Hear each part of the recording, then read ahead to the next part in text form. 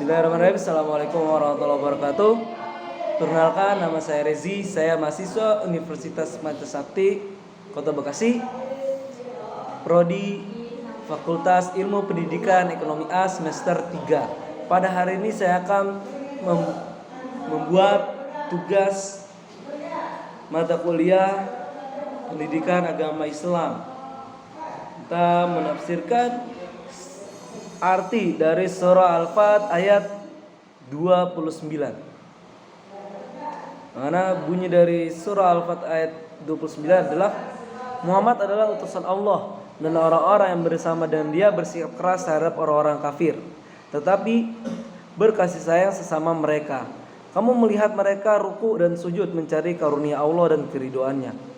Pada wajah mereka tampak tanda-tanda bekas sujud. Demikianlah sifat mereka yang diungkapkan dalam Taurat dan sifat mereka yang diungkapkan dalam Injil, yaitu seperti benih yang mengeluarkan tunasnya, kemudian tunas itu semakin kuat, lalu menjadikan besar dan tegak lurus di atas batangnya.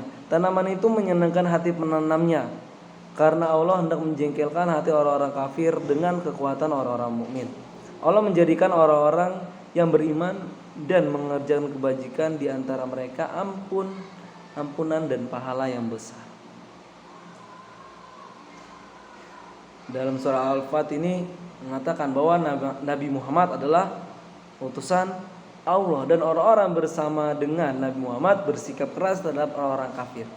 Jadi dalam surah ini menggambarkan bahwa orang-orang yang bersama Nabi Muhammad itu digambarkan keras terhadap orang-orang kafir. Nah, artian keras ini adalah bukan keras terhadap orangnya, tetapi ajaran orangnya.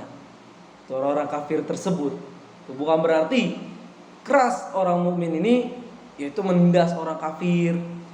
Bukan, tetapi mencegah ajaran-ajarannya untuk masuk ke dalam orang-orang mukmin atau orang-orang Islam, seperti itu ya. Nah, orang-orang bersama Rasulullah ini diibaratkan seperti benih.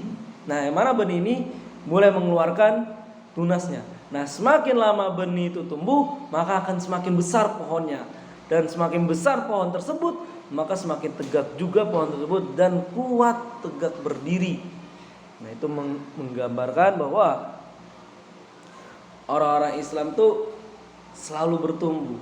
Semakin banyak keimanannya, maka semakin kuat pendiriannya terhadap ajaran apapun, terhadap ajakan apapun, sehingga membuat orang Islam teguh terhadap prinsip agamanya sendiri ya.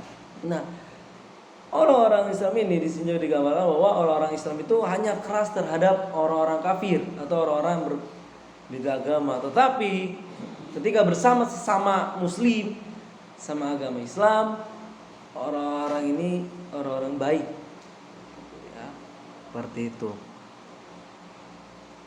Lalu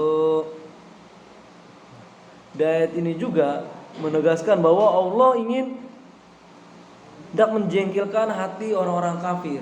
Nah, jadi Allah ini kenapa Allah membuat orang-orang mukmin ini semakin maju ya, semakin maju dalam pengembangan dakwahnya, semakin maju dalam ilmu pendidikannya. Bahwa kita tahu banyak ilmuwan sebenarnya orang Islam, awal penemuan itu orang Islam, tetapi banyak yang diakuisisi oleh orang-orang kafir. Nah, bahkan juga nggak sedikit penemu ahli-ahli ilmu itu berasal dari orang Islam. Contohnya seperti Al-Khwarizmi, Al-Jabar, Ibnu Sina. Itu adalah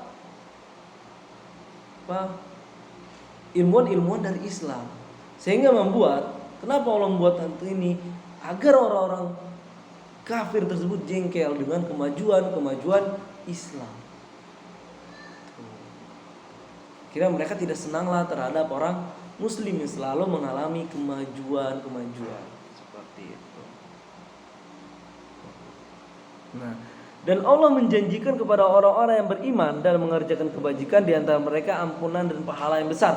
Dan Allah menjanjikan kepada orang yang beriman, orang yang melakukan kebaikan selama di dunia ini, Allah menjanjikan dua, yaitu ampunan dan pahala yang besar bagi mereka yang menjalankan kebajikan dan melakukan ibadah-ibadah yang telah ditentukan oleh Allah atau beriman kepada Allah.